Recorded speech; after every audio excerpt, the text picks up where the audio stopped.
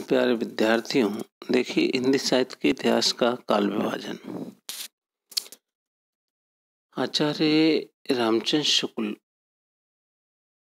के द्वारा हिंदी साहित्य के इतिहास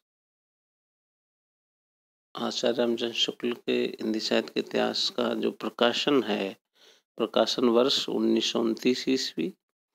उन्होंने सर्वप्रथम वीरगाथा काल, जिसे आदिकाल कहा गया, संवत 1050 से 1375 विक्रम संवत, भक्ति काल जिसे संवत 1375 से 1700, रीति काल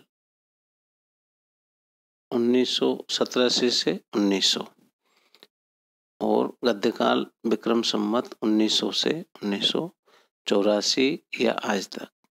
देखिए, वस्तुतः शुक्ल जी ने अपने हिंदी साहित्य के इतिहास में दोहरा नामकरण करते हुए उसका प्रारूप निम्न प्रकार किया है।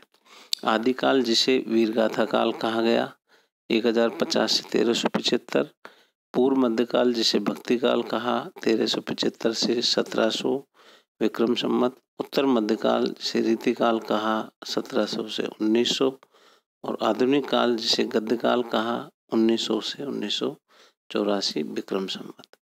स्पष्ट है कि लोग जिसे आदिकाल कहते हैं, शुक्ल जी उस काल में वीरता की प्रवृत्ति को प्रधान मानकर उसका नाम वीरगाथा काल रखना चाहते हैं।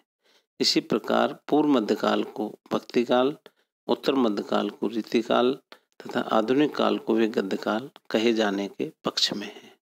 उनके अनुसार वीरगाथा काल में वीरता की, भक्ति काल में भक्ति की, रीति काल में रीति तत्व निरूपण की और आधुनिक काल में गद्य की प्रधानता है। इसलिए प्रधान प्रवृत्ति के आधार पर ही इन कालखंडों का नामकरण करना उचित है। शुक्ल जी काल विभाजन पद्धति के दो आधार हैं, प्रधान प्रवृत्ति और ग्रंथों की प्रसिद्धि।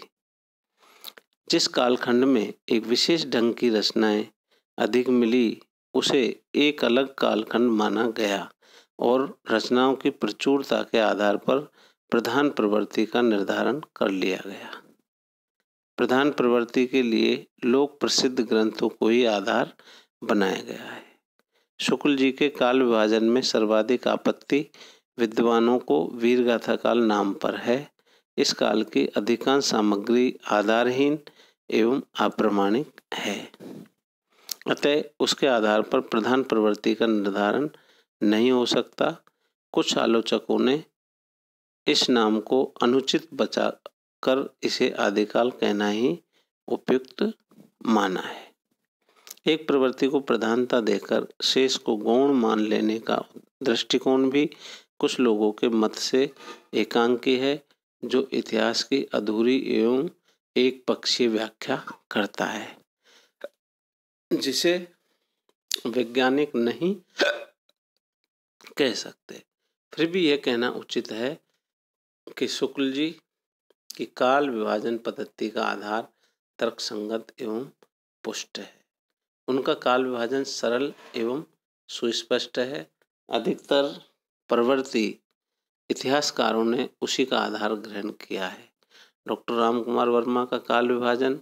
डॉक्टर रामकुमार वर्मा ने अपने इतिहास ग्रंथ हिंदी साहित्य का आलोचनात्मक इतिहास, जिसका प्रकाशन वर्ष है 1938 ईस्वी में, इस प्रकार माना है। नंबर 1 संधिकाल जिसे 750 विक्रम संवत से 1000 विक्रम संवत मानते हैं। चारण काल जिसे 1000 विक्रम संवत से 1375 विक्रम संवत मानते हैं। भक्ति काल जिसे 1375 से 1700 विक्रम संवत मानते हैं। रीति काल 1700 से 1900 विक्रम संवत। आधुनिक काल 1900 विक्रम संवत से अब तक। देखिए, संधि काल में उन्होंने अपभ्रंश की रचनाएं समाविष्ट की हैं। केवल जो अंतर है आचार्य रामचंद्र शुक्ल और डॉक्टर रामकुमार वर्मा के काल विभाजन में, वो केवल संधि काल के उसमें है कि उन्होंने संधि काल को 750 से 1000 विक्रम संवत माना है, तो आचार्य शुक्ल ने 1050 से 1375 विक्रम संवत माना है। तो संधि काल में उन्होंने अपभ्रंश की रचनाएं समाविष्ट की हैं। चारण काल और शुक्ल जी के वीर गाथा काल में कोई मौलिक अंतर नहीं है। वीर गाथाओं के रचयिता चारण कहलाते थे। शुक्ल जी ने नामकरण रचना की प्रवृत्ति के आधार पर किया, जबकि डॉक्टर वर्मा ने रचनाकार के आधार पर किया। डॉक्टर गणपति चंद्र गुप्त का काल विभाजन, इन्होंने हिंदी साहित्य का वैज्ञानिक इतिहास 1965 ईस्वी में निम्न काल विभाजन किया। प्रारंभिक काल 1184 से 1350, जिसको दो भागों में बांटा, मध्यकाल और उत्तर मध्यकाल।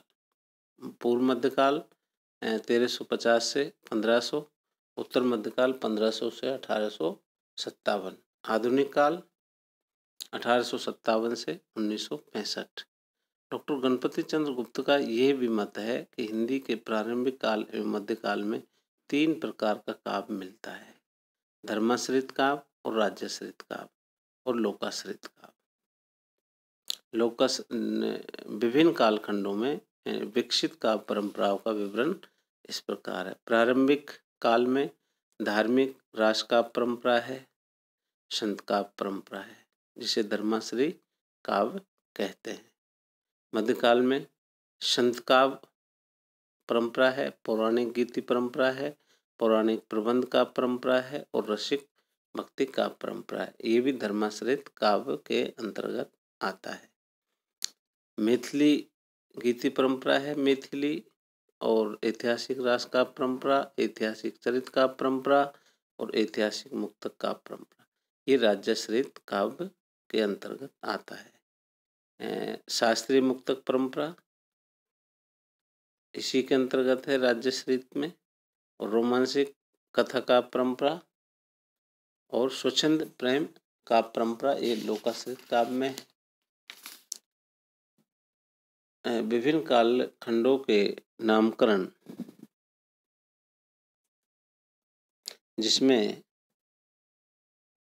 वीरगाथा काल नाम आचार्य रामचंद्र शुक्ल के द्वारा दिया है, आदिकाल आचार्य प्रसाद द्विवेदी के द्वारा है, चारण काल या संधि काल जिसे कहा है वो डॉक्टर राम कुमार वर्मा के द्वारा, वीर बपन काल महावीर प्रसाद द्विवेदी के द्वारा, सिद्ध सामंत काल राहुल सांकीर्तन के द्वारा, प्रारंभिक काल मिश्र बंधुओं के द्वारा, आरंभिक काल मिश्र बंधुओं के द्वारा है आरंभिक, और प्रारंभिक काल डॉक्टर गणपति चंद्र गुप्त के द्वारा, और वीर काल विश्वनाथ प्रसाद मिश्र के द्वारा, पूर्व मध्यकाल जिसे भक्ति काल भी कहते हैं।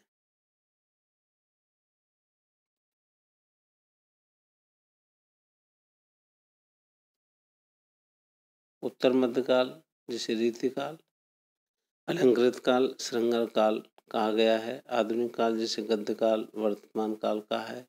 स्पष्ट है कि प्रथम कालखंड के नामकरण पर ही अधिक विवाद है। हिंदी साहित्य के इतिहास ग्रंथों में जो नाम सर्वाधिक प्रचलित हैं वे इस प्रकार हैं: आदिकाल 1000 ईस्वी से 1350, भक्तिकाल 1350 से 1650, रीतिकाल 1650 से 1850, आधुनिक काल 1850 से अब तक। उक्त नाम ही अधिक सर्वस्वीकृत हैं। इतिहास ग्रंथों में इन्हीं का प्रयोग होता है। अगले चैप्टर में बात करेंगे आदिकाल की प्रमुख परिस्थितियाँ, प्रवृत्तियाँ। देखिए, आदिकाल में वैसे देखा जाए तो राजनीतिक परिस्थिति, धार्मिक परिस्थिति और सामाजिक परिस्थिति, साहित्यिक परिस्थिति, सांस्कृतिक उसकी जो प्रवृत्तियाँ हैं उसमें ऐतिहासिकता का अभाव है, युद्ध वर्णन में सजीवता है और प्रमाणिकता में संदेह है, वीर एवं श्रृंगार रस की प्रधानता है, आश्रयदाताओं की प्रशंसा है, संकुचित राष्ट्रीयता है, कल्पना की प्रचुरता है, विविध छंदों का प्रयोग और डिंगल पिंगल का प्रयोग। देखिए, डिंगल और पिंगल, ये प्रश्न कई बार ऐसा पूछा जाता है कि डिंगल क्या है, पिंगल क्या है। तो डिंगल जो है वो अपभ्रंश और राजस्थानी भाषा के मिश्रित रूप का प्रयोग जो चारण कवियों ने रासो ग्रंथों में किया, उसे डिंगल नाम दिया गया। और पिंगल इसी प्रकार तत्कालीन जो अपभ्रंश और ब्रज भाषा के मेल से बनी हुई भाषा को पिंगल कहा गया। इसमें अलंकारों का स्वाभाविक समावेश भी इसमें मिलता है।